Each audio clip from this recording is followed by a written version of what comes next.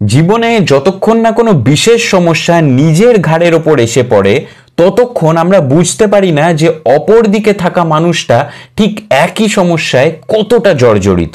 এবং বেন স্টোকসের হয়তো এই ফিলিংটাই এখন হচ্ছে, কারণ ক্রিস ওকস আউট হয়ে যাওয়ার পর ফিফথ টেস্ট থেকে সে এবং তার দল একটা প্লেয়ার শট, ঠিক যেমন ভারত ছিল গত টেস্টে ঋষভ পন্থ পায়ে গুরুতরভাবে চোট পাওয়ার জন্য। এবং প্রেস কনফারেন্সে তখন স্টোকসকে জিজ্ঞেস করা হয় যে এই সব সময়ে এক্সটার্নাল ইনজুরি যেটা গুরুতর হওয়াতে সাবস্টিটিউট ইউজ করা কি উচিত, ঠিক যেমন কনকাশন সাবস্টিটিউট ইউজ করা হয়। তখন স্টোকস বলেছিল যে না, এটা পার্ট অফ দ্য গেম, এটা যদি করা হয়, এই রুলটা যদি চেঞ্জ করা হয় তাহলে অনেক টিম ফায়দা তুলবে, বাইপাস করতে চাইবে এই রুলটাকে, এবং আন্ডার পারফর্মিং প্লেয়ার একটু চোট পেলেই তাকে এমআরআই বা স্ক্যানস করে দেখানো হবে যে হালকা ইনফ্লেমেশন হয়েছে এবং তাকে সাবস্টিটিউট করে একটা অন্য প্লেয়ারকে আনা হবে।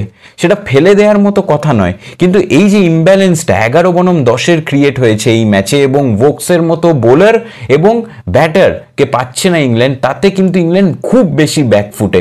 তাই এই বাইপাস করার প্রবলেমটাকেও দেখতে হবে ম্যাচ রেফারি এবং আম্পায়ারকে, যাতে এর ফায়দা তুলতে পারে না কোনো দল। কিন্তু তা বলে রুল চেঞ্জ দরকার নয়, এটা একেবারেই ঠিক নয়। স্টোকস হয়তো সেটা সবচেয়ে বেশি বুঝতে পারছে এখন।